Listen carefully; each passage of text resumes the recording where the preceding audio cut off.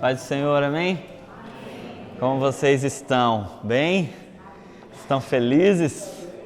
Glória a Deus. Vamos abrir a nossa Bíblia na carta à igreja de Filadélfia. Apocalipse capítulo 3, verso 7. Carta à igreja em Filadélfia. Estava ansioso para chegar essa carta, para chegar essa igreja. E confesso que eu estou profundamente impactado. Estou tremendo por dentro aqui com o que essa igreja vai nos ensinar, o que Deus quer trabalhar em nós através dessa carta. Todo mundo achou aí? Apocalipse 3, verso 7. Está escrito assim: Ao anjo da igreja em Filadélfia, escreva: Estas são as palavras daquele que é santo e verdadeiro, que tem a chave de Davi. O que ele abre, ninguém pode fechar, e o que ele fecha, ninguém pode abrir. Conheço as suas obras. Eis que coloquei diante de você uma porta aberta que ninguém pode fechar. Sei que você tem pouca força, mas guardou a minha palavra e não negou o meu nome. Veja o que farei com aqueles que são sinagoga de Satanás e que se dizem judeus e não são, mas são mentirosos. Farei que se prostrem aos seus pés e reconheçam que eu o amei. Visto que você guardou a minha palavra de exortação à perseverança, eu também o guardarei da hora da provação que está por vir sobre todo o mundo, para pôr à prova os que habitam na terra. Venho em breve, retenha o que você tem, para que ninguém tome a sua coroa. Farei do vencedor uma coluna no santuário do meu Deus, e dali ele jamais sairá.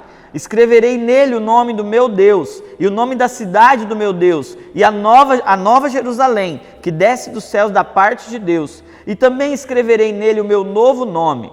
Aquele que tem ouvidos, ouça o que o Espírito diz às igrejas. Fechemos os olhos, vamos orar. Pai, nós louvamos o teu nome, Pai.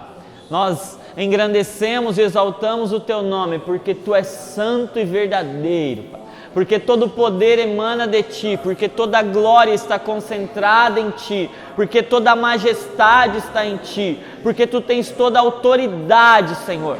Ah, Pai, tu abre e ninguém fecha. O Senhor é soberano, o Senhor é supremo e nós estamos seguros em ti, Pai. Ah, Senhor, ninguém pode nos violar, porque o Senhor abre, o Senhor fecha, o Senhor conduz, o Senhor controla, o Senhor governa, e nós estamos seguros em tuas mãos, Senhor. Ah, Pai, nós nos colocamos à tua disposição, nós nos confiamos às tuas mãos. Faz conforme a tua vontade nessa noite, Senhor. Que o teu Espírito Santo nos conduza, que nós possamos ouvir o que o Espírito diz às igrejas, que o teu Espírito sopre, que o teu Espírito fale nessa noite. Sopra do teu Espírito aqui hoje, Pai. Vivifica a tua igreja, Senhor, olha para nós, Pai, nós estamos aqui para te ouvir, nós estamos aqui para receber de ti e para sermos sensíveis ao Senhor, Pai. Ah, Pai, queremos que o Senhor receba a nossa adoração, que o Senhor nos sinta também, queremos nos entregar ao Senhor, Pai, queremos abrir a nossa porta também, porque a tua já está aberta, Pai. Obrigado por tudo que o Senhor fez, faz e fará em nós, Pai, para a glória do teu nome, em nome de Jesus, amém e amém. Glória a Deus. Como diria o candidato à presidência, né? Cabo Daciolo, glória a Deus, glória a Deus. Então, hoje vamos falar sobre Filadélfia, a cidade que tem nome de crente, né? Já começa com tudo, né? Filadélfia significa amor fraternal, vem de filéu, o verbo amar no grego, né? Um amor de irmão, um amor de amigo, um amor companheiro. E Delfos quer dizer amigo mesmo. Então, Filadélfia é um amor de amigo. Então, essa cidade já começa bem, né? Porque ela já começa com uma mensagem, com um ambiente de amor, de amizade, um amor companheiro. Foi uma cidade que foi fundada por um camarada chamado Átalos II, e ele deu esse nome para a cidade em homenagem ao seu irmão.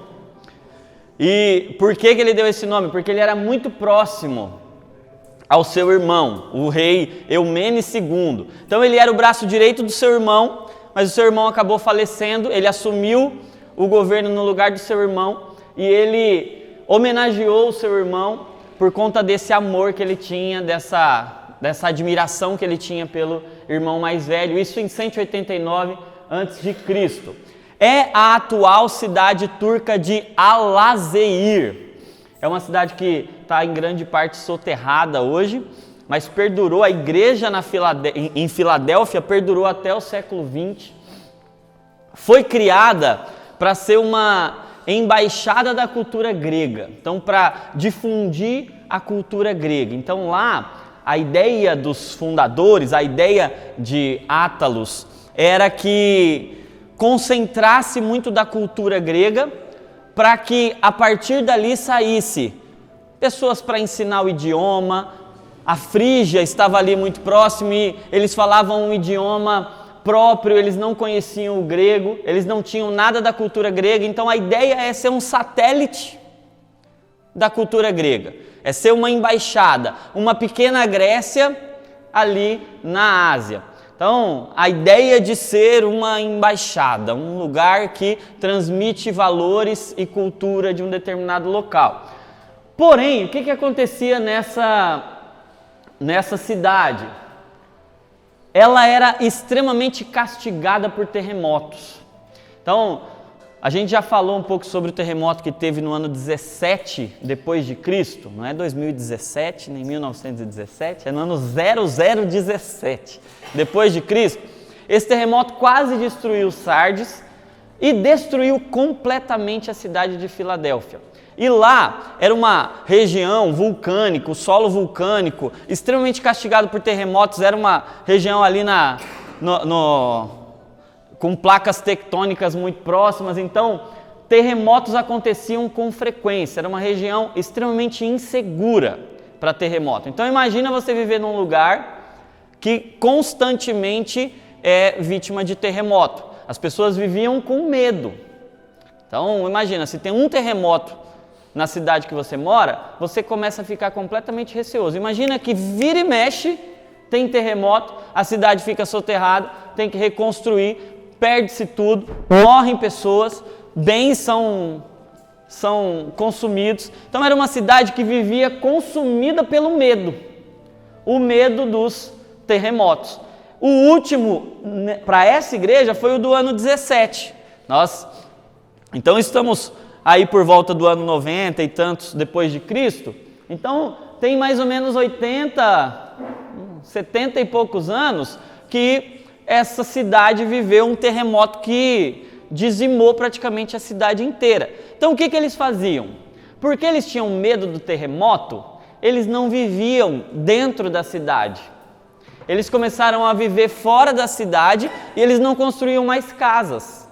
Porque construir casa te obriga a ficar dentro da cidade. Se você constrói uma casa, você está preso àquele lugar. Seus bens ficam naquele lugar. Então o que eles começaram a fazer? Eles começaram a viver fora da cidade em tendas.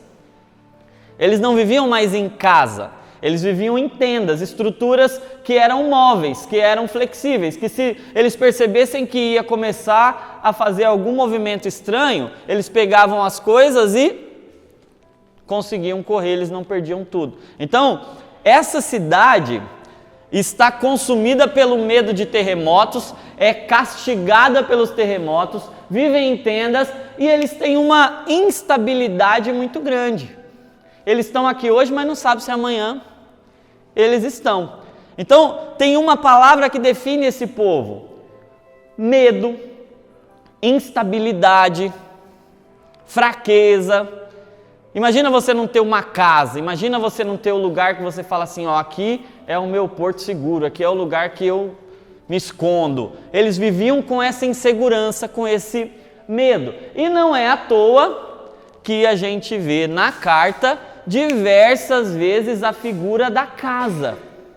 A gente vê Jesus falando da chave, a gente vê Jesus falando da porta, a gente vê Jesus falando da coluna, a gente vê Jesus usando sempre figuras de casa.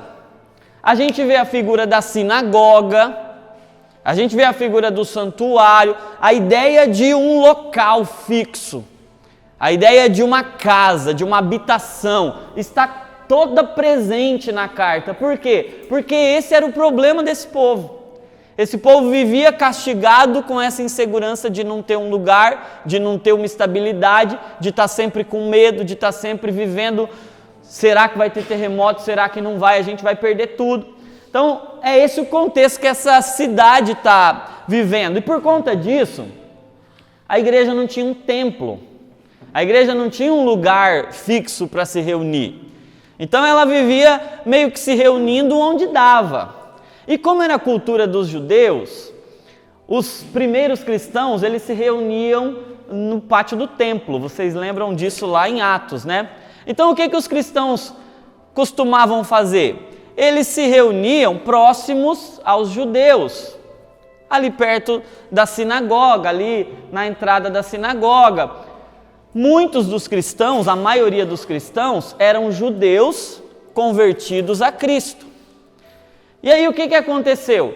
Começou a acontecer uma perseguição dos judeus na sinagoga aos cristãos. Por isso que a gente vê aí essa figura da sinagoga, não de Deus, mas a sinagoga de Satanás, que Jesus vai relatar aqui a João para ele escrever a igreja. Então, era uma igreja que não tinha igreja, que não tinha um templo, que não tinha um espaço físico. Eram membros da igreja, eram pessoas que viviam com medo, viviam a sua instabilidade, viviam temendo, perseguidos pelos judeus. Mas olha que interessante, né?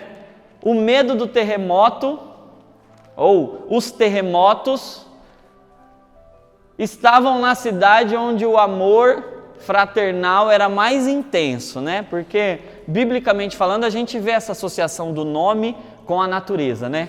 A gente vê que nome tem muito a ver com caráter, com natureza. Essa igreja aqui, pela própria descrição de Jesus, era uma igreja que tinha uma amizade muito forte entre os irmãos, né? O nome de Filadélfia não é à toa. E isso me faz pensar que do chão que treme na nossa vida, dos terremotos, nascem as maiores amizades, né?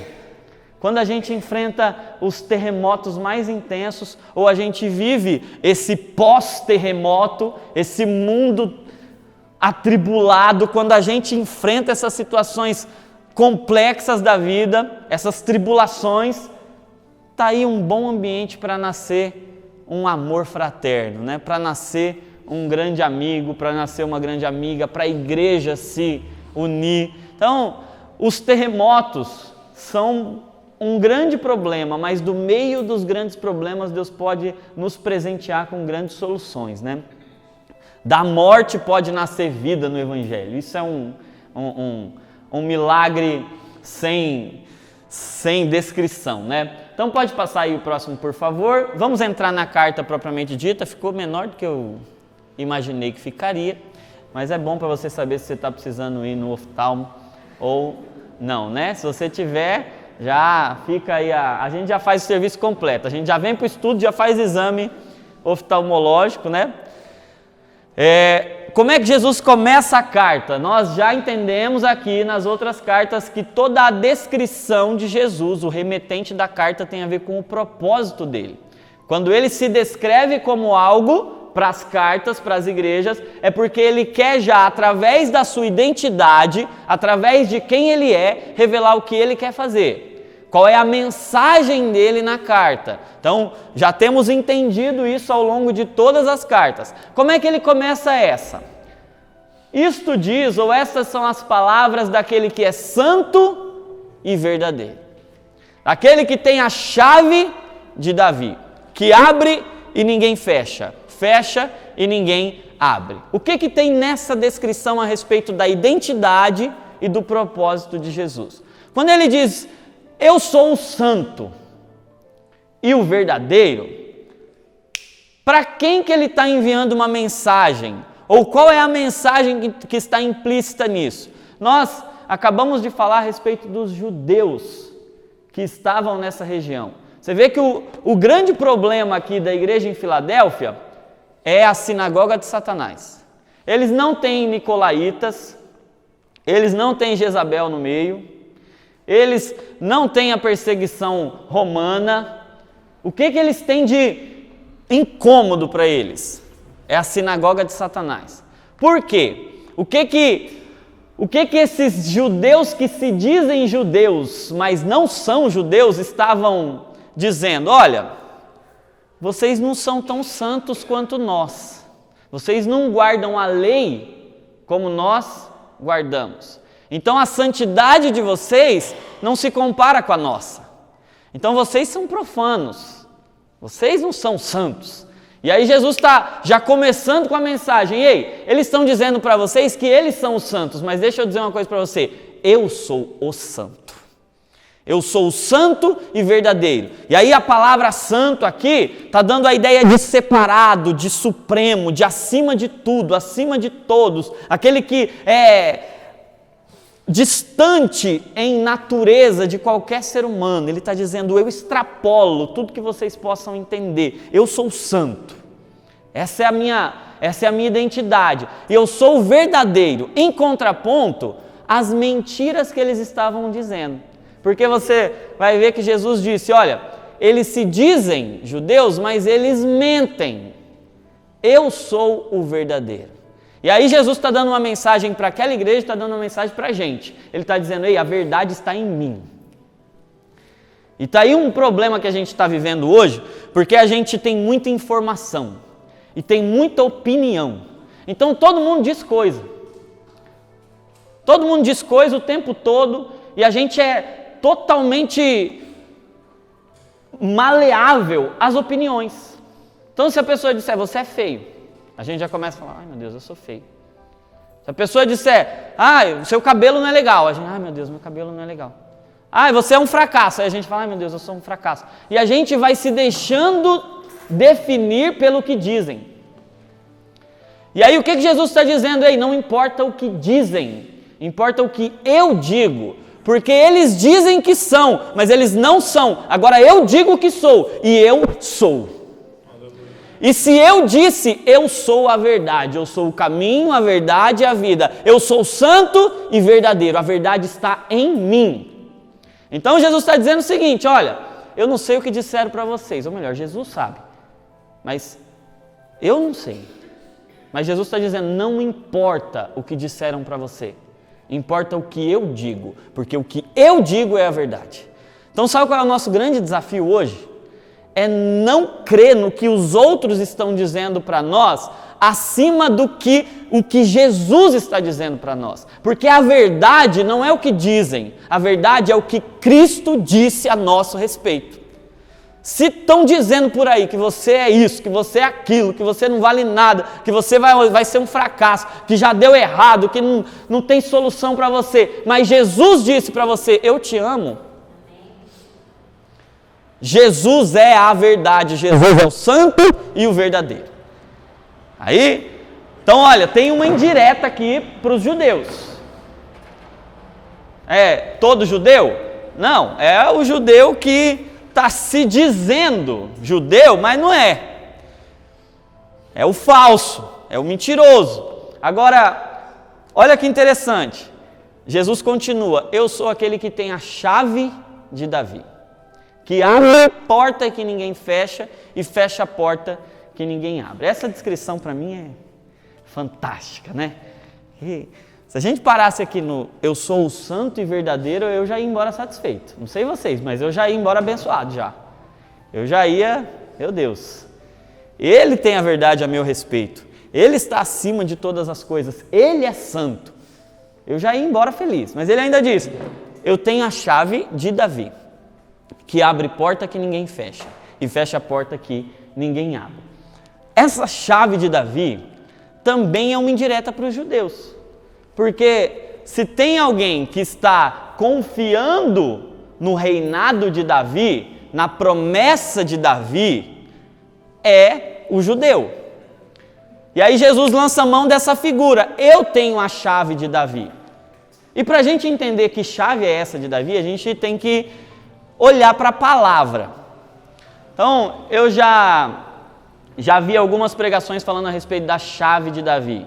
Falando a chave de Davi como a adoração, porque Davi era um adorador, né? É uma possível interpretação.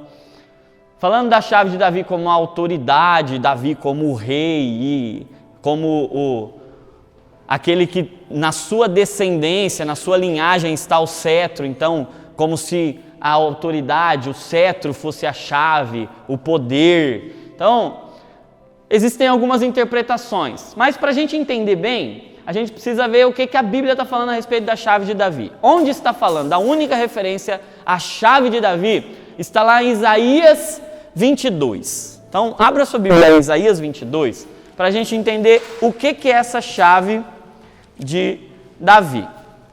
Isaías 22 é uma profecia contra um camarada chamado Sebna.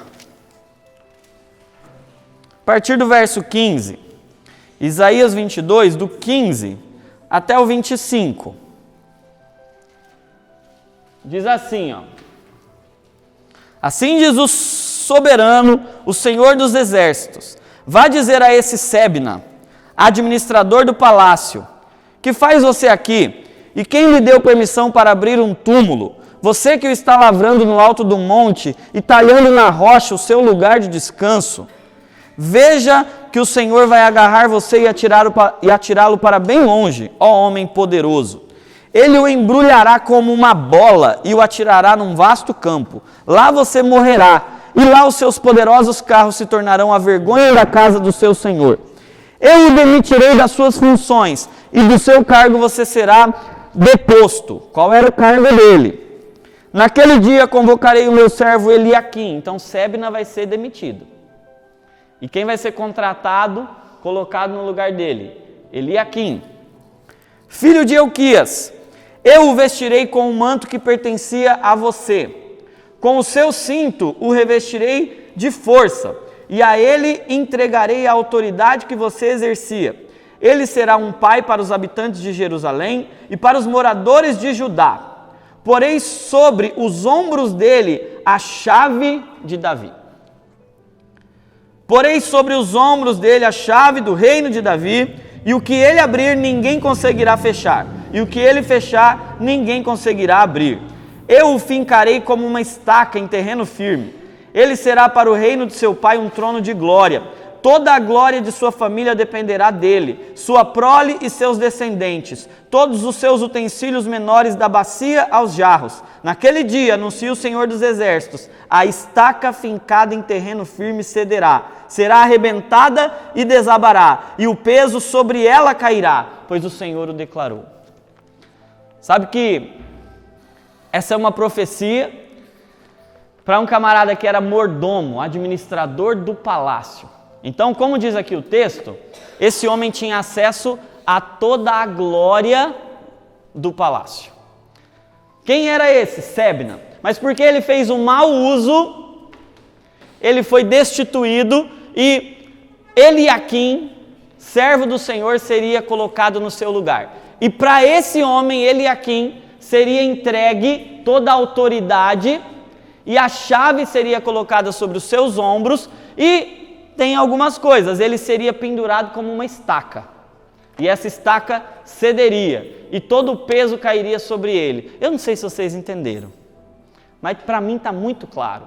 Eliaquim, a palavra no original quer dizer aquele que Deus ergue. Eu não sei se você está entendendo, mas para pensar, quem é aquele que tem a chave de Davi? A figura aqui é para Eliaquim. Eliaquim está representando alguém que Deus iria erguer. Então, quem é que tem a chave de Davi? Na profecia, aquele que Deus ergue. Eliaquim está sendo uma figura, está sendo um símbolo para aquele que Deus ergueria. E o que é essa chave de Davi? Essa chave de Davi, se você ler o texto, olha que interessante. Versículo 22, do capítulo 22. Porei sobre os ombros dele a chave de Davi. Como é que você põe uma chave no ombro? Não é? Chave no ombro. E aí, esse com a chave no ombro vai ser pendurado em uma estaca. Meu Deus do céu, você está entendendo? Que chave é essa que ele colocou no ombro? E que chave é essa que foi pendurada numa estaca? E que foi desabada de lá e todo o peso caiu sobre ele. Aleluia. Eu não sei se você entendeu, mas a chave de Davi é a cruz. E ele tomou sobre si, ele foi erguido, tomou sobre si a cruz, caiu todo o peso da ira de Deus sobre ele, mas deixa eu dizer uma coisa para você. Toda a glória da sua família dependerá dele. Sua prole e seus descendentes, todos os utensílios, dos maiores aos menores, das bacias aos jarros, tudo depende dele e nele está toda a autoridade e toda a glória. Deixa eu dizer uma coisa para você, aquele que tinha a chave de Davi tinha o direito de entrar em qualquer lugar e abrir para quem ele quisesse, qualquer ambiente do reino.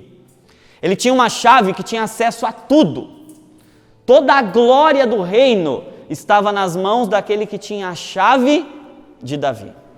O que a gente está entendendo aqui? Que Jesus, com a sua chave nos ombros, ele abriu, ele nos deu acesso a toda a glória do reino, ele nos deu acesso a todos os lugares do reino, ele abriu uma porta, ele nos deu acesso a toda a glória que o reino de Deus tem. Então olha que interessante, a chave da casa de Davi dá acesso a toda a glória e a intimidade do reino. A chave era colocada nos ombros, aquele que tinha a chave foi fincado numa estaca, a chave era a cruz, aquele que tem a chave é Jesus Cristo de Nazaré. E aí olha a continuação do texto, pode passar o próximo, por favor. Primeiro, né, uma outra coisa. Aquele que, a porta que ele abre, ninguém fecha. Então deixa eu dizer uma coisa para você, olha que poderoso isso. Não importa o que a gente faça, e não importa o que os outros façam, não importa quão violentos e quão maus as pessoas possam ser, ninguém tem o poder de fechar a porta que Deus abriu. A porta que ele abre, ninguém fecha. E como isso é poderoso, como isso é libertador quando você entende que você está em um lugar protegido por Deus e se Ele fechar uma porta diante de você, ninguém pode abrir para te atacar. E se Ele abrir uma porta para você, ninguém pode fechar. Meu Deus do céu.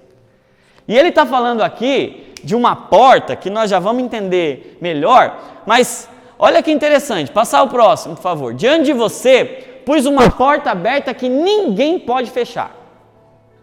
Então, para que serve uma chave? Para abrir uma porta, ok? Então, ó, vai vendo aí, esses irmãos não tinham casa, esses irmãos não tinham chave, eles viviam em tenda, tenda não tem chave. Jesus está falando assim, vocês queriam muito uma chave, não queriam? Vocês queriam muito uma porta, não queriam? Olha, eu tenho a chave, olha, eu tenho a porta. Eu sou a porta. Aí ele diz assim, a porta está aberta por essa chave. A cruz abriu uma porta para nós, irmãos. A cruz abriu acesso para nós. Ele está dizendo, essa porta ninguém pode fechar. Sabe o que eu lembrei? Eu lembrei daquele texto em Romanos que diz assim, nada pode nos separar do amor de Deus que está em Cristo Jesus. Nem a tribulação, nem a fome, nem a nudez, nem a perseguição, nem a morte, nem a vida, nada. Nada pode fechar a porta que Deus abriu para nós. Nada pode fechar a porta da graça que Ele abriu para nós. A cruz abriu um caminho que ninguém pode fechar. Eu lembrei do Dudu cantando aquela canção, né? Ninguém pode costurar o véu. O caminho que Ele abriu, ninguém pode fechar. A porta que Ele abriu para nós, ninguém mais pode fechar. E aí, ó, sabe o que o inimigo tenta fazer? Você pecou, a porta está fechada para você. Ó, lembra daquilo que aconteceu?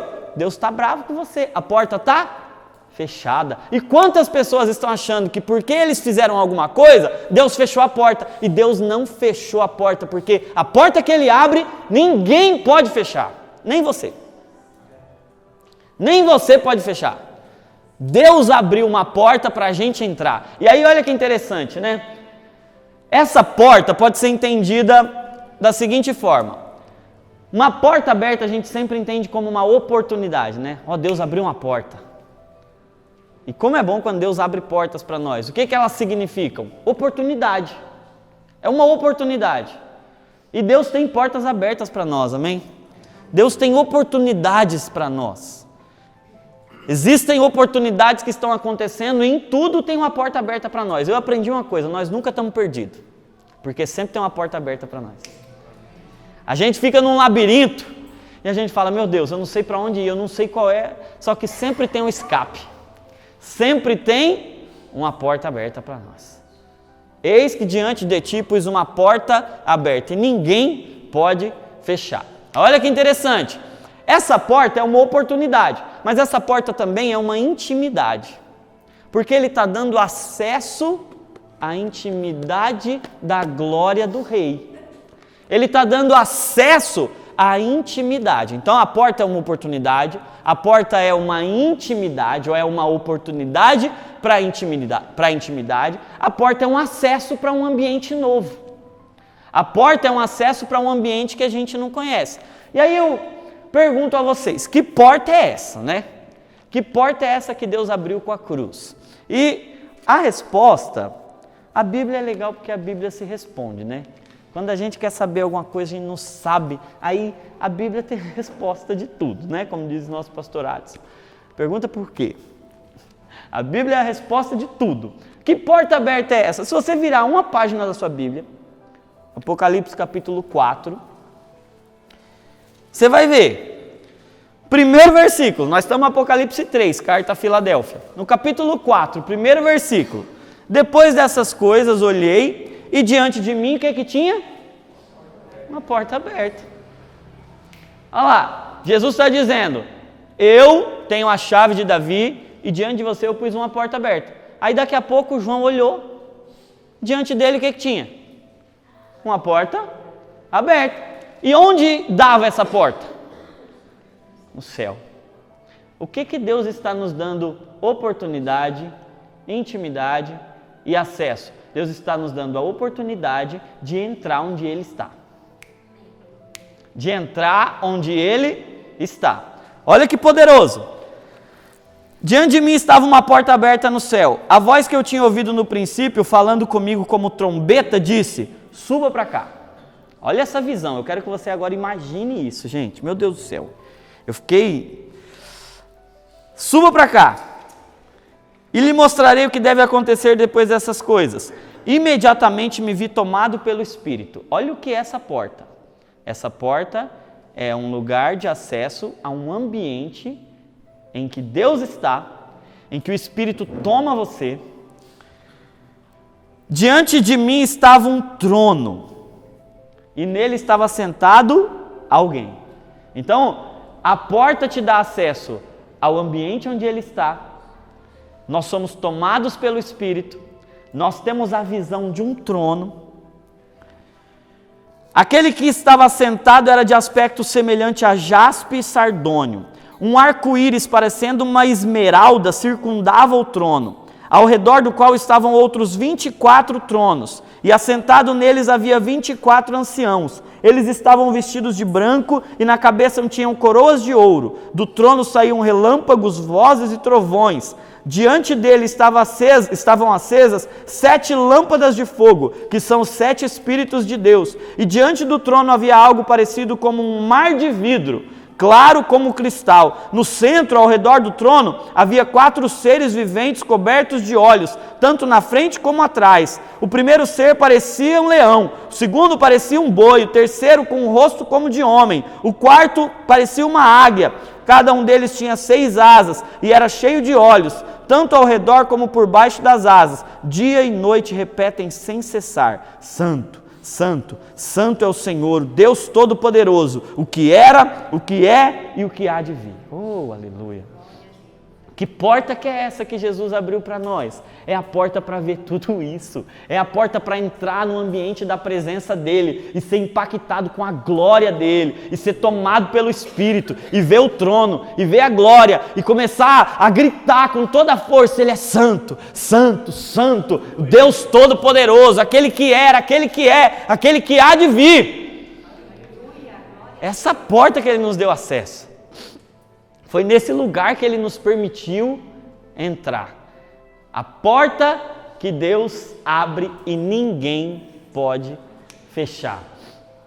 Agora, interessante que na semana que vem nós vamos ver a carta para a igreja de Laodiceia. E lá tem um versículo que a gente conhece muito bem. É Jesus fazendo um apelo à igreja. Jesus dizendo assim: eis que estou à porta e bato. Se você abrir, eu entrarei. Cearei com você e você comigo. Olha que interessante. Aqui está dizendo que a porta está aberta, certo? Na nossa frente. E que a gente pode entrar. E que se a gente entrar tem tudo isso, certo? Mas para a igreja de Laodiceia, e quem abriu a porta aqui para a igreja em Filadélfia? Ele está dizendo: eu abri. Para a igreja em Laodiceia, ele falou assim: eu estou à porta e quem tem que abrir é você. Vocês concordam que tem uma coisa aí meio estranha? Quem abre a porta? É Jesus ou é a gente? Agora eu peguei vocês. Porque para a igreja em Filadélfia ele diz: eu abri a porta. E para a igreja em Laodiceia ele fala: eu estou na porta, se você abrir eu entro. E aí? Agora eu peguei vocês, dei um nó na cabeça de vocês. Tá aí, né? Aí eu entendi uma coisa. Eu entendi que cada um abre a porta da sua casa. Olha, aleluia. Deus abriu a porta da casa dele para nós. Com a cruz, ele abriu a porta da casa dele para nós. Mas agora nós temos que abrir a nossa porta para ele. Ele abriu o coração dele para nós, agora nós temos que abrir o nosso para ele. Ele abriu acesso a tudo que ele tem, agora nós temos que abrir acesso a tudo que nós temos. Ele nos convidou para entrar, agora é a nossa vez de convidá-lo para entrar. Ele já abriu, ele já rasgou o véu, agora é a nossa vez de rasgar. Então olha que interessante, semana que vem tem mais, a gente continua isso semana que vem, né? Não vamos antecipar. Ninguém pode nos separar do amor de Deus. E aí eu quero te perguntar, se ninguém pode fechar essa porta, o que tem te impedido de entrar nesse ambiente? O que tem te impedido de entrar nesse lugar onde a glória dele se manifesta? No lugar da presença dele, no lugar do poder dele, no lugar onde as maravilhas dele são notórias e a gente começa a ficar completamente abismado com a glória dele. O que nos impede de entrar no ambiente da glória de Deus? Se ninguém pode fechar, por que a gente não entrou ainda? Ou por que a gente não tem entrado? Porque está aí o maior... se eu pudesse dizer, qual é o maior problema da igreja hoje? Eu não diria que é a perseguição, eu não diria que é a heresia, eu não diria que é, política, eu não diria que é o mundo. O que eu diria que é o maior problema? O problema é que a porta está aberta, mas a gente não entra. É a falta de intimidade. É o que Moisés experimentou com o povo. Sobe, pode vir. Aí o povo fala assim: não, vai você, fala você. É crente terceirizando o relacionamento com Deus. Fala assim: pastor, vai lá, entra lá, ouve o que Deus tem e fala para nós no domingo à noite. Pastor, vai lá, prepara bem o estudo, vem aqui, conta tudo para nós o que Deus falou para você e nós estamos satisfeitos, porque se a gente entrar, a gente morre. E é realidade, que a nossa carne vai morrendo para o Espírito viver. Você percebe que quando Deus convidou o povo para subir o monte, para subir a montanha lá com Moisés, teve trovão, teve terremoto, teve fumaça.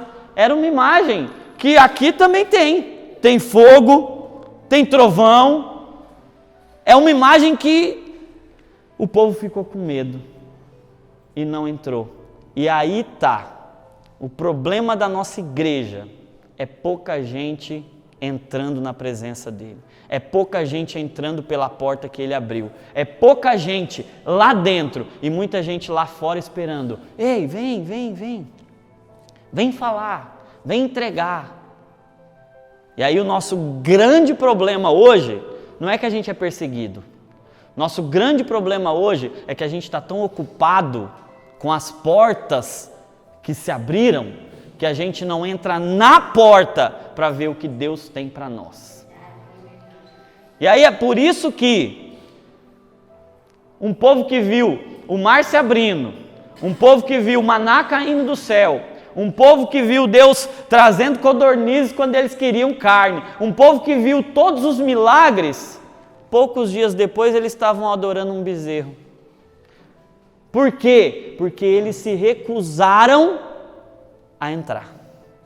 E esse é o grande problema, é que a gente vive na porta, mas a gente entra pouco. E Deus está nos chamando, ei, eu não abri a porta à toa. Por que você está desperdiçando a oportunidade de entrar na minha presença? Eu rasguei o véu. Puxa vida, você sabe como era para um camarada entrar dentro daquele Santo dos Santos? Era uma vez por ano. Ele tinha que colocar uma cordinha com um sino no pé. Ele tinha que fazer todo um ritual de purificação. Só o sumo sacerdote tinha acesso àquele lugar, uma vez por ano, para ter um encontro com Deus. Agora, a gente tem acesso à glória de Deus e tudo que Deus tem. A chave de Davi dá acesso a tudo de Deus. E a gente fica lá ocupado com tanta coisa e a gente não tem a capacidade de dobrar o nosso joelho e falar, Senhor, eu estou entrando. Porque eu não preciso ter medo mais. Porque eu não entro baseado no meu mérito, eu entro baseado no mérito de Jesus. Eu não entro com as minhas obras, eu entro com a obra de Jesus. Eu não entro com as minhas vestes, eu entro com as vestes de Jesus, aquelas mais alvas do que a neve. Eu não preciso entrar com medo, porque agora Ele não é só o Senhor, Ele continua sendo. Mas Ele não é só o Senhor, Ele é meu Pai. Aleluia. E nós temos que parar de entrar na presença de Deus por interesse. Porque um filho que só vai atrás do pai por interesse, isso não é um filho legal, não. Nós temos que parar de entrar na presença de Deus quando a gente faz alguma coisa errada. Porque um filho que só vai atrás do pai quando fez alguma coisa errada, para o pai livrar ele de alguma coisa, esse filho é um filho... Nós temos que desenvolver um relacionamento por amor. Porque se o meu relacionamento com o meu pai é só por interesse, ou é só por culpa, esse relacionamento não é legal. Deus quer que a gente entre na presença dele por amor. Ele tem bênção para nos dar lá? Tem, lógico que tem. Ele tem perdão lá? Tem, lógico que tem. Mas a motivação para a gente entrar é o amor, é o relacionamento. Olha que interessante, né? Vamos seguir para o próximo. Tendo pouca força, guardaste a minha palavra. Que oração? Meu Deus do céu, Jesus amado. Tendo pouca força, guardaste a minha palavra e não negaste o meu nome. Essa igreja é a igreja mais fraca. Então, é uma igreja que não tem um lugar fixo, não tem, então, um belo salão, não tem instrumentos não tem um grupo de louvor assim, daqueles que impressionam. É uma igreja simples, que tem pouco poder, que tem pouca força. Se a gente fosse escolher uma igreja para congregar, a gente não ia escolher a de Filadélfia. A gente escolher a de Sardes, que tem uma fama. A gente escolher a de Éfeso. A gente escolher igrejas que eram mais, que impressionavam mais. A de Filadélfia não impressionava. Talvez era uma igrejinha pequenininha. Sabe aquele louvor, né? Igreja é pequena. Era uma igreja pequena, talvez, uma igreja que não tinha grande poder, que não tinha grande status, tinha pouca influência, não era tão conhecida. Talvez se não fosse essa carta aqui de Jesus para ela, a gente nunca nem tinha ouvido falar dela. Mas olha como Deus tem prazer em pegar o fraco, né? Oh, aleluia! Isso é a mensagem da graça. Deus pega você, eu, aqui em São Bernardo do Campo, no Parque Seleta, no Silvino, no Montanhão, no Represa, no Riacho. Ele pega a gente assim, em lugares tão pequenos. Eu sou o menor, a minha família é a menor, a minha tribo é a menor, eu sou tão pequeno. E Jesus fala assim, é você que vai ser o meu queridinho. Você vai ser a minha queridinha. Eu quero mostrar a minha força na sua fraqueza. Aí você fala assim, mas eu sou tão pequeno, Jesus. Ele fala, é você mesmo que eu quero. Porque nós já falamos, né, que das igrejas, 4 tinham elogios e críticas. Uma tinha só crítica e tinha 2 que só elogio. Igreja modelo. A igreja de Esmirna, que tem um encorajamento, e a igreja de Filadélfia. Jesus pega o fraco para ser forte. Jesus pega aquele que tem pouca força para mostrar a força e o poder dele. Olha que poderoso, né? Então, Deus tem prazer em fazer do fraco forte. E como é que Deus traz força para o fraco? Aqui está o segredo. Tendo pouca força, guardaste a minha palavra. Não é todo fraco que vence. Não é todo fraco que vence. A maioria dos fracos perde. Qual é o fraco vencedor? É aquele que guarda a palavra. É aquele que guarda a palavra. Tem fraco que perde e tem fraco que ganha. Quem é o fraco que ganha? É o que guarda a palavra. Então, se é fraco, eu tenho uma notícia para te dar. Todo forte é perdedor. Porque para Jesus o forte é fraco. Então, se você é forte, se você é independente, se você é autossuficiente, tem uma notícia para te dar. Perdeu. Se você é fraco, tem uma chance para você. Não é todo fraco que ganha, porque senão a gente cai no vitimismo, né? Ah, eu sou tão fraquinho, então eu sou vencedor porque eu sou fraquinho. Não, você não é vencedor porque você é fraco. Você é vencedor porque o poder dele se aperfeiçoa na sua fraqueza e porque a graça dele te basta. E porque a força vem da palavra. Então ele diz, tendo pouca força, você guardou a minha palavra e não negou o meu nome. Então olha que interessante, o segredo para lidar com a fraqueza é a força da palavra. E eu entendi uma coisa, ser fraco é uma bênção. Você está passando por um momento de fraqueza? Deixa eu dizer uma coisa para você, dê glória a Deus.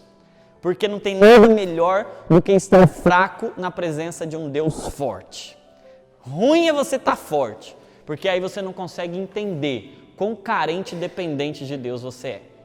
Aí, a gente entende que de uma igreja fraca, do fraco, que não tem igreja, que não tem casa, que não tem porta, daquele que é tão fraquinho, a palavra faz uma coluna. Oh, aleluia, porque você sabe que o prêmio é, o vencedor será uma coluna no santuário do meu Deus. Você sabe, você fala assim, sabe, eu sou tão fraco, eu sou tão carente, eu sou tão dependente, eu não tenho como vencer, eu não tenho como enfrentar essas situações todas, aí eu sou tão vulnerável, eu estou tão temeroso, eu tenho tanto medo. Aí sabe o que Jesus está dizendo para você? Ei, fica tranquilo. Se eu sou a sua força, você de um fraco se torna uma coluna no santuário do meu Deus. E sabe o que Deus está fazendo com a gente aqui? Levantando colunas, amém? Levantando colunas. Porque coluna de verdade não é o camarada que é autossuficiente, que é bonzão. Coluna de verdade é o camarada que é fraco, dependente de Deus, mas que a palavra está tão enraizada nele que ele se torna uma coluna dentro de casa, que ele se torna uma coluna na igreja, que nada o derruba, nada o destrói, ele persevera, ele continua, porque ele guarda a palavra da perseverança do Senhor. Então, vou dizer uma coisa para você, hoje Deus está derramando uma unção, uma graça, um poder dele sobre você, para que você deixe de ser apenas um fraco para se tornar um fraco que é fortalecido pelo Senhor e deixa de ser levado por todo o vento de doutrina para se tornar uma coluna, onde? No santuário. Hoje Deus está pegando o fraco e fortalecendo para que você não seja mais levado para lá e para cá, instável. Você seja firme, constante, sempre abundante, como uma coluna no santuário do Senhor. Aleluia, você toma posse disso, você recebe isso, você recebe dessa força, desse poder do Senhor. Aleluia. Agora tem uma coisa interessante, né? Uma igreja forte, coluna, é uma igreja fraca, dependente. Por isso que ser fraco é uma benção. Ser fraco é uma benção. Mas tem um versículo aqui na continuação que ele diz assim, ó, versículo 11 do capítulo 3. Olha que interessante isso. Isso me fez me alertar. Capítulo 3, verso 11. Perdão, o versículo 10. Visto que você guardou a minha palavra, então, qual é o segredo para o fraco? Guardar a palavra. Aí no versículo 10, por que você guardou a minha palavra? Eu também te guardarei do dia da provação que há de vir sobre o mundo todo. Eu não quero entrar no mérito da provação que há de vir sobre o mundo todo, que a gente precisaria de alguns estudos para falar sobre isso, sobre tribulação, grande tribulação, pré-tribulacionismo, mesotribulacionismo, pós-tribulacionismo. Não é esse o objetivo do nosso estudo de hoje. O objetivo é a gente entender o seguinte: porque você guardou a minha palavra, eu guardarei você. Aí Deus me fez uma pergunta hoje. E se eu te tratasse da mesma forma que você trata a minha palavra? Porque olha o que está dizendo. Porque você guardou a minha palavra, eu vou te guardar. Eu te tratarei como você trata a minha palavra. Você guarda a minha palavra, eu te guardo. Olha que pergunta poderosa. Se Deus começar a te tratar da forma que você trata a palavra dele, chega em casa, larga para lá, só pega no dia do culto e olhe lá quando pega, porque às vezes está com pressa, não dá nem para pegar, vai com o celular mesmo, e entra por aqui e sai por aqui. E se Deus começar a fazer você entrar por aqui e sair por aqui? E se Deus começasse a te pegar no domingo, solta, depois pega na quinta? Deus não faz isso com a gente, porque ainda que nós sejamos infiéis, Ele permanece fiel. Mas eu vou dizer uma coisa para você, Deus é pai, e um pai ama quando o filho guarda tudo que ele diz. E olha, eu imagino que aqui tem um desejo de Deus. Olha, trate a minha palavra como você quer que eu te trate. Você quer que eu cuide de você o tempo todo? Você quer que eu esteja com você o tempo todo? Eu estarei. Mas eu também quero que você guarde a minha palavra o tempo todo. Eu quero que você tenha contato com a minha palavra o tempo todo. Porque à medida que você guarda a minha palavra, eu te guardo. Oh, aleluia. Olha que promessa isso, hein? À medida que você guarda a palavra de Deus, Ele guarda você. Eu quero que você saia daqui hoje cheio de amor pela palavra de Deus. Porque estar cheio de amor pela palavra de Deus, guardar a palavra de Deus, é ser guardado por Ele, amém? Hoje nós vamos começar um novo jeito de se relacionar com a palavra de Deus, amém? Vamos prosseguir, né? Para a gente terminar, já falta 3 minutos. Veja o que farei com aqueles que são sinagoga de Satanás, que se dizem judeus, mas não são. Mas mentem, são mentirosos. Farei que se prostrem e reconheçam que eu te amei. Aqui parece que tem uma vingancinha gospel, né? Tem aquela coisa, ó, você vai ver o que eu vou fazer, né? E é aquela história de Deus vai preparar uma mesa na presença dos meus inimigos, e aí eles vão estar lá prostrados aos meus pés, e quem me viu passar na prova, né? Aí a gente tem às vezes aquela ideia de que Deus vai vingar os nossos inimigos e a gente vai sair grande. E aí a gente entende uma coisa aqui, né? Eles tinham um problema, pessoas que queriam o mal deles. E qual é o jeito de Deus fazer essa situação engrandecê-lo? Não é o camarada ficar prostrado reconhecendo que você é bom. Porque o propósito de Deus não é reconhecer que você é bom. O propósito de Deus não é te exaltar. O propósito de Deus não é fazer com que todo mundo veja quão maravilhoso você é. O propósito de Deus é fazer todo mundo ver o quanto Ele te ama. Aleluia. Sabe que o que Deus quer fazer não é engrandecer você.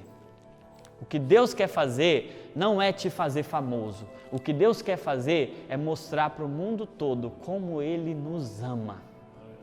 Como Ele é um Deus amoroso. Todos os judeus ali, os que se diziam judeus, mas não eram, eles não veriam a prosperidade para olhar aí, tá vendo? Ó, você não quis me ajudar, agora olha só onde eu estou. Não, ele vai olhar, vai reconhecer, Deus ama esse camarada. Aí sabe quem é glorificado? Não é você. Quem é glorificado é Deus. Deus não quer glorificar você, porque a glória dele ele não dá para ninguém. Deus quer glorificar Ele mesmo. E como Ele vai glorificar? Ele vai mostrar o quanto Ele nos ama. Sabe o que é uma igreja forte? É uma igreja que sabe o quanto é amada por Deus. É uma igreja que entende quão amada ela é. Então, o que sustenta o nosso relacionamento com Deus não é a lei. Porque essa mensagem aqui é uma indireta para os judeus, que se achavam os santarrões, os mais santos. E aí eles baseavam o relacionamento deles com Deus na lei. E o que Jesus está dizendo? Ei, o relacionamento de ninguém comigo pode se basear na lei, porque vocês são fracos, vocês não conseguem cumprir a lei integralmente. O relacionamento de qualquer ser humano com Deus só pode ser baseado em uma coisa. Não é no meu amor, é no amor dele. Então, sabe o que resolve o nosso problema? É ter consciência do quão amados nós somos. Isso resolve nossos problemas. Quando a gente entende quão amados nós somos, quanto Ele nos ama. A nossa vitória é o reconhecimento do amor de Deus por nós. A vitória de Deus é mostrar para todo mundo quanto Ele ama a igreja. Quanto Ele ama a igreja. A vitória de Deus é mostrar o seu amor. Aí vamos correr para a gente encerrar. Pode passar o próximo, por favor. Venho em breve. Guarda o que tem, para que ninguém tome a sua coroa. Essa mensagem é maravilhosa, né? Eu cedo venho, eu venho em breve, eu estou voltando, aguenta aí, aguenta mais um pouquinho, é só mais um pouquinho de tempo, e quem há de vir, virá, e não tardará. Deixa eu dizer uma coisa para você, se a mensagem da vinda de Jesus não estiver ardendo no nosso coração, a gente se torna uma igreja fraca. Nós temos que estar constantemente com os olhos na vinda de Jesus. Ele está dizendo, ei, eu estou já voltando. Breve venho. Eu venho em breve. Coloque isso na sua mente. Viva com a convicção de que Ele vem em breve. Então, a palavra da minha perseverança tem tudo a ver com o amor. Cedo venho, guarda o que você tem. E aí eu acho que está a mensagem. A mensagem para a igreja de Filadélfia é essa. Guarda o que você tem. Conserva o que você tem. E aí está o que Deus quer de nós hoje. Deus tem uma ordem para nós. Guarda o que você tem. Conserva com todas as suas forças aquilo que você tem. Valoriza o que você tem, né? É aquele hino que a gente gosta de cantar, né? Valoriza o que você tem. Conserva o que você tem. Sabe o que eu descobri? Que a gente está muito preocupado em receber coisas novas. E não tão preocupado em conservar aquilo que Ele já nos deu. E aqui para a igreja de Filadélfia, Ele está dizendo o seguinte, ei, você não precisa ficar preocupado com o que você ainda vai ganhar. Você precisa conservar o que você já tem. E aí a gente precisa entender uma coisa, a igreja já tem o que precisa para ser fiel até a morte. A igreja já tem o que precisa para aguardar a vinda do Senhor Jesus. O que a igreja tem? O que ele disse aqui que a igreja tem? Eu elenquei 3 coisas ali. A igreja tem uma porta aberta. Isso aí resolveu já todos os nossos problemas. Porque tudo que a gente precisava está lá. A gente só precisa entrar. A igreja tem uma porta aberta. A igreja tem a palavra. E a igreja tem o amor de Deus. Ó, todo mundo vai ver que eu amo você. A igreja sabe, tem que saber. Você é amado. Quando você começa a colocar em xeque o tamanho do amor de Deus por você, você começou a fracassar espiritualmente. A convicção de que Ele te ama, guardar a palavra, é o modo de você corresponder ao amor dEle. Você não obedece a palavra para ser salvo, você obedece a palavra por ser salvo, porque Ele te amou. E óbvio que se você é salvo, você vai ter vida de salvo. Você vai obedecer a palavra. É evidência da salvação. Então, o que os judeus erravam? Eles diziam que a prática da palavra era o que os salvaria. O que a gente entende? Que não é a prática da palavra, é Jesus. Mas porque nós somos salvos, nós praticamos a palavra. Porque quem é salvo, vive como salvo. Porque nós temos uma nova natureza, a natureza de Jesus. Então agora não é por legalismo. Não é porque se você não fizer, você vai para o inferno. É porque eu sou uma nova criatura. E nova criatura vive assim. Quem não vive assim é porque não nasceu de novo. E nós precisamos nascer de novo. Então, temos o amor de Deus, temos a palavra dele, temos uma porta aberta. Aí, ao vencedor, o que vencer? O último slide, pode passar por favor. Farei do vencedor uma coluna no santuário do meu Deus. Então, aquele que era fraco se torna uma coluna. Oh, aleluia. E eu darei a ele o nome do meu Deus, o nome da cidade do meu Deus, e escreverei nele o meu novo nome. O que o vencedor está recebendo? Olha que poderoso isso daqui, né? Porque nome tem a ver com quem ele é.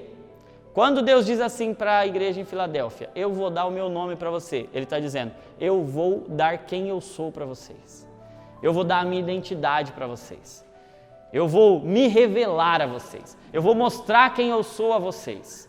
Segundo, eu darei a cidade do meu Deus, a Nova Jerusalém. Vocês que vivem aí numa cidade instável, eu vou dar um lugar seguro para vocês. Eu vou dar o lugar onde eu estou. E sabe de uma coisa? O que Deus tem dado para nós? Deus tem dado quem Ele é e Deus tem dado onde Ele está. E aí diz, eu darei também, ou eu escreverei em você o meu novo nome. Qual é a diferença do nome para o novo nome, né? Olha que poderoso isso daqui, né? O nome é conhecer quem Ele é saber quem Ele é. Escrever em nós o novo nome dEle é nós termos a nova natureza, a natureza dEle em nós. Então, olha o prêmio para uma igreja que é fraca, mas que faz dele a sua força. É que agora nós teremos o prazer de conhecê-lo como Ele é, de estar onde Ele está e de ser como Ele é. Olha só, vou repetir, hein? O que Deus tem de prêmio para a igreja em Filadélfia, para nós. Hoje nós somos Filadélfia aqui, amém? O prêmio, saber quem Ele é, conhecê-lo, estar com Ele, onde Ele está.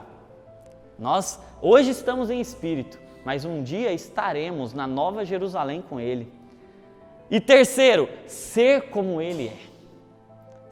Conhecê-lo como Ele é, estar com Ele onde Ele está e ser como Ele é. Aleluia, aleluia, aleluia. A mensagem que fica para nós é guarda, conserva o que você tem. Se você é fraco, glória a Deus por isso. O problema não é ser fraco, o problema é ser forte.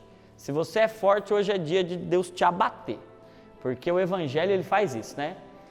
Ele enfraquece o forte e fortalece o fraco. Ele abate o exaltado e exalta o abatido.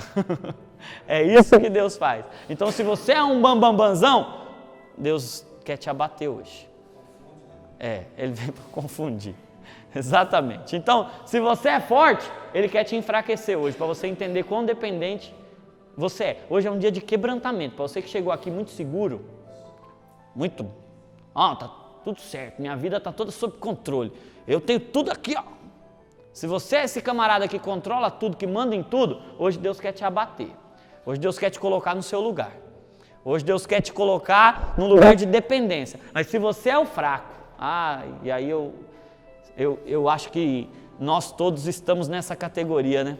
Se você entendeu, eu sou o fraco. Eu sou aquele que tem pouca força. Eu sou aquele que não tem o recurso que precisa, não tem a inteligência que precisa, não tem a influência que precisa, não tem os amigos que precisa. Eu não tenho tudo em nada. Nenhuma área da minha vida eu tenho tudo. Não tenho. Não tenho a sabedoria que eu preciso, não tenho a habilidade que eu preciso, não tenho a habilidade de comunicação que eu preciso, eu não tenho a competência que eu preciso, eu não tenho nada em tudo. Tudo eu preciso de Deus. Eu não sei nem se eu vou chegar em casa. Eu não tenho tudo. Não tenho a saúde emocional que eu gostaria de ter. Eu não tenho a vida que eu queria ter. Eu não tenho tudo. Mas eu tenho Jesus. E eu tenho a palavra dEle. E eu tenho o amor dEle. E eu tenho acesso à presença dEle. E aí, deixa eu dizer uma coisa para você. Custou muito caro para Ele abrir aquela porta. E se Ele abriu aquela porta agora, nós não temos o direito de ficar parado. Nós temos que entrar. E não é uma vez por ano, não é uma vez por mês, não é uma vez por semana, é dia após dia na presença do Senhor. Porque o maior desperdício que uma pessoa pode fazer na vida é ser cristão e não entrar na presença de Jesus todo dia. Não é entrar na presença dele, porque a gente está sempre na presença dele, é ter consciência que o véu foi rasgado e que ele está o tempo todo diante de nós, e tudo que ele tem, toda a natureza dele, toda a glória dele, todos os utensílios dele, dos menores aos maiores, sabe lá o camarada que tinha a chave de Davi? Dos menores aos maiores, tudo estava lá. Tudo que você precisa, deixa eu dizer uma coisa para você, tudo que você precisa está lá. Sabe por que a gente não vive mais do que Deus tem para nós? Porque a gente está entrando pouco. E hoje Deus está falando assim, ei, a porta está aberta. Eis que diante de ti eu pus uma porta aberta. Então entra. E conserva isso, guarda isso, para que ninguém tome a sua coroa. Eu estou profundamente decidido a fazer com que a minha vida espiritual nunca mais seja a mesma depois de hoje. Fazer com que esse acesso que Ele me deu nunca mais seja tratado da mesma forma. Eu aprendi para desfrutar. E aí eu entendi. Tudo que a gente não entende, o diabo tem o poder de roubar. Mas tudo aquilo que a gente entende, a gente pode desfrutar. Hoje é dia da gente desfrutar da presença de Deus, entrando nesse lugar. Eu não sei quanto tempo faz que você não entra nesse lugar. Eu sei que hoje é o dia de você voltar para esse lugar. Eu não sei quanto tempo faz que você não pega a sua Bíblia e que você não tem um momento com Deus e que você não guarda essa palavra no seu coração, mas hoje é dia de recomeçar, porque você fala assim, Senhor, eu sou tão fraco, tão fraco. Aí Ele está dizendo assim, é de você mesmo que eu gosto.